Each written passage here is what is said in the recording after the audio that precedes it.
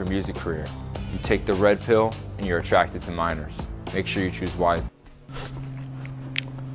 Gira stanca tutta la città. A un certo punto della passeggiata mi chiama da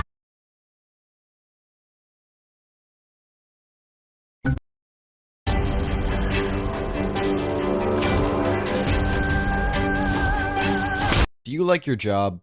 If the answer is yes, then I'd bet that you're probably not a violin string maker from the 1700s. I know, crazy theory. But was I right? Being a violin string maker sucked. Violins nowadays are made of steel or nylon. But in the past, not everyone had access to those materials. So apparently the next best thing was using sheep intestines. How do you turn sheep intestines into a violin string? You hire a violin string maker. So these dudes' job was to kill and butcher the sheep. But they had to be careful not to damage a single thing.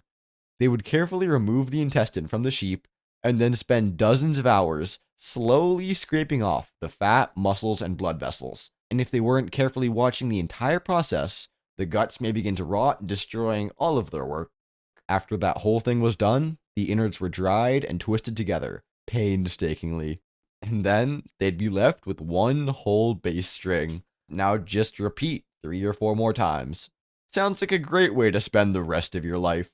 Although I'm sure there was like one violin string maker in history who really loved his job. Just went to work every day with a smile.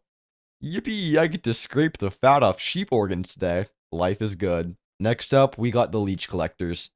So back in the day, when it came to medicine, nobody really knew what they were doing.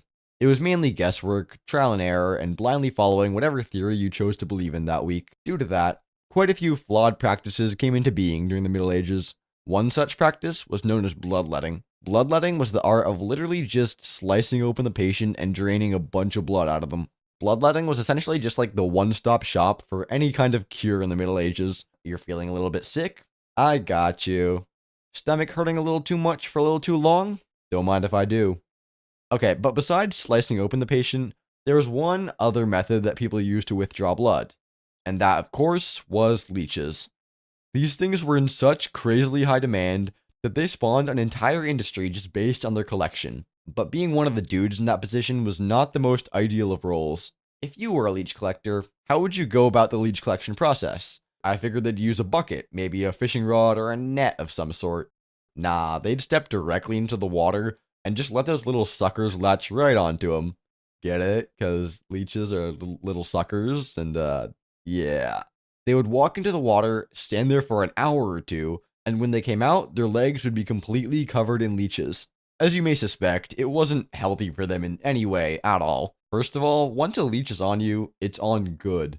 The meta for those dudes was to allow the leech to feast on your blood until it became bulbous and fat. Then at that point, you can start trying to remove it. The thing is, leeches consume a lot of blood. So it really wasn't uncommon for a leech collector to get fully loaded up on leeches over the course of a few hours, and then randomly pass out due to blood loss in the water. That's great. Fun job. But you know what would make a job like that more fun? Tension. You want to always feel like you're being watched. Like you're never safe. Luckily, that's exactly what you'll get from our next job. These guys were called the resurrectionists. Back in the day, in the United Kingdom, corpses were in suspiciously high demand. The demand came from doctors. They wanted bodies to practice on and to use to teach their young. But unfortunately, the only bodies they could legally operate on were those belonging to criminals that had just been put to death. But since when has a silly little thing like the legal system stopped anyone from following their dreams? The doctors would hire these dudes, the resurrection men, to locate corpses and deliver them to the doctors. In other words, they stole bodies and sold them to doctors. But isn't that illegal? Yeah, apparently not. See, it turns out that the government did not really care about corpses. Like, sure, publicly they would tell you that it's illegal and that you should never try to jack a corpse. But then a few bodies would be jacked and nobody would really do anything. There was one condition, however. The resurrection men had to make completely sure that they didn't accidentally steal anything, even remotely valuable, from the coffin. Stealing even just a necklace or a coin could change the punishment for this crime from a slap on the wrist to a potential felony resulting in 5 years in prison. The resurrection men had several interesting strategies that they used to optimize the corpse jacking. The strategy that it's widely believed that they used is this. They would dig down to the head of the grave, break open the top, tie a rope around the corpse, and then yank it out. Seems legit, pretty reasonable strategy. But there was another strategy. It was outlined by an article in 1896, and I just really feel the need to describe it to you, just because of how random it sounds. They would start not right above the coffin, but 15 feet away. Then they would dig a slanted tunnel all 15 feet towards the coffin. They would then rip the head off the coffin, tie a rope around the body, Do you have any gypsy? No gypsy. No game. and yank it back up the tunnel. And here's the genius part. They would put a piece of sod back on top of the hole. Wow. Yeah, that strategy is so much more inefficient than the previous. It's not even funny. First of all, the fact that you have to dig so far to get to the coffin, but also the fact that the tunnel would just constantly be collapsing and getting you stuck. That would be so terrifying. Those guys had to do a lot of digging. But hey, at least what they were digging in was made of dirt and not feces. Seems like a pretty obvious statement. Probably. But it'll make more sense when you hear about the Toshers.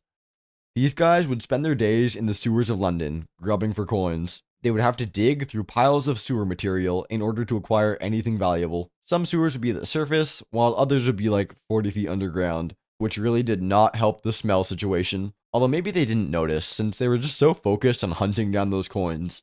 So, how did they know how to find the coins? Well, apparently they had a strategy. They would split into groups of 4 people, 3 new guys and 1 veteran who knew all the good spots for coins. That was their entire strategy. Other than that, it was just good old hard work.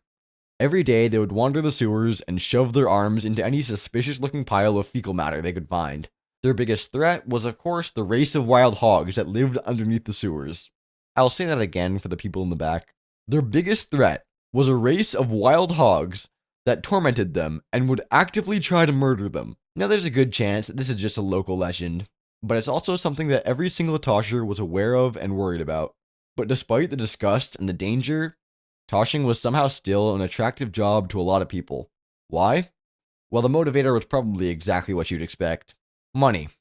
These guys made, like, a reasonable living by just walking around the sewers.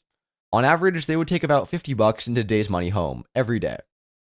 Which begs the question, why were people throwing so much money into the sewers? And a better question, are people still throwing money into the sewers?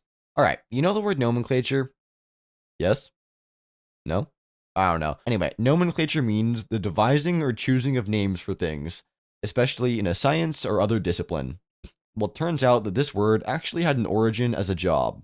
The nomenclator. The role of these guys was to go to parties in Rome and remember every single detail of every single person that showed up. That senator's uncle on his grandma's side? Gotta remember him. His dog's favorite type of pasta? Committed to memory. A lot of the time, these guys' jobs, as well as their lives, would rely on them knowing the most obscure details about literally everyone. In other cases, these guys' roles would be to call out the names of their master as they entered the room. Every room. Always. What a wonderful career. I'd love to be rich enough to hire someone to yell my name every time I enter the room. Life goals. Okay, that was a cool fact, but I can manage to make it a bit more horrifying. It's time to talk about galley rowers. So, in France around the 17th century, the use of this type of ship called a galley was rising. But the issue was, they needed rowers. They needed to get rowers from somewhere, and where better than the poor fools who fell victim to the legal system? So the decision was made to replace the death sentence with a different kind. Instead of executing criminals, the sentence for their crimes would result in time rowing in the galleys. So if you killed someone, you may get like 30 years in the galleys, just as an example. But the thing is, these sentences weren't respected very much. If you got 5 years for stealing a dog, there's a good chance you never see the light of day again. This work was so brutal. Over half of all galley workers just flat out died. It was such a dangerous job. They'd be stationed at the bottom of a ship in a tiny cramped space, just rowing for hours on end. They would often tear their muscles, but have to keep rowing regardless. Since they were at the bottom of the ship, they'd be constantly soaked, and the salt water would eat at their skin. Many would lose consciousness, be brutally beaten for it, and never wake up. Sounds so horrifying to me. Just working for hours with no food or any semblance of a break. It's amazing that people survive this job for more than a day or two, let alone 40 years. Next up, we got the Sin Eaters. These guys probably have the most descriptive job title, yet somehow still one of the most confusing. Would hire a Sin Eater, who 99 out of 100 times was just some poor guy who needed the money. The people at the funeral would get some sort of food, like bread or cake, and put it in a bowl. and then put the bowl on the dead guy. Then they'd give the food to the sin eater, who then consumes the food, along with the sins of the dead person. You could sum up the whole situation as rich people paying poor people to go to hell for them. And the most unfortunate part about it is the fact that sin eaters were often social outcasts. Nobody 7 days mini croissani su idealni. to be around someone so full of sin. Sounds bad, right? Well, I'm thinking it would be a pretty good job if you, didn't believe in all that stuff. They were like, by eating this cake, you will forever be damned to the fiery underworld. Oh, okay, cool. I love red velvet. That's chocolate. Mmm. Since these guys were walking sin sponges, you'd think that the church would love them due to their special capabilities. Nope, these guys were actively hunted by the Christian church. Turns out that a huge part of the church's business back in the day was getting paid to remove the sins from rich people. And with these funny little poor people running around and draining sins for a much cheaper price, the church was taking a decently sized hit to their margins, which is really an unfortunate thing to have to say since it is a church. But that's neither here nor there. So if the church got a whiff of sin eaters in a city or town, they would literally just kill you. Or torture you, then kill you. Either way, survival rate not looking promising. Alright, but what's the one thing worse than being murdered by the Catholic Church and being a social outcast for your entire life? Exactly, being ripped apart by rats. Such was the fate of the classic rat catcher. These dudes were tasked with the wonderful job of collecting the city's rats. And it was interesting.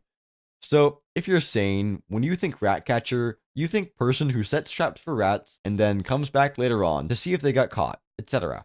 Sure, reasonable assumption. But apparently the people of London had better things to do than wait for rats to be caught. So they would hunt the rats by hand, with their hands. This, I think it's fair to say, was not a good idea. Rat catchers would often get tiny chunks ripped out of them by the rats. And surprise, surprise, those tiny chunks would lead to crippling disease. Rat catchers were known to fall to rat-borne diseases quite often, due to the dangers that came with their profession. As we all instinctively know, wild rats are not the most lovely of creatures to be around. Except for this guy. He'd never hurt a soul. Also, the Queen of England actually employed a rat catcher. He wasn't in constant suffering or anything. He just trained a monkey, badger, and 2 ferrets to catch rats. Also, his name was Jack Black. Yeah, I know. Last up, we got the salt miners. This may seem like a really random job, because it absolutely is, but this one really stuck out to me while doing research. Okay, picture a normal mine, with its poor ventilation and its tight, uncomfortable, enclosed spaces. Now, take that experience, but fill the air with salt that drains the moisture out of your body. Like the whole time you're working, you're in a perpetual state of dehydration, which holy crap would not be fun. The working conditions in your average salt mine were worse than your average Costco. I'm talking work until you collapse type stuff. I read on the most legitimate question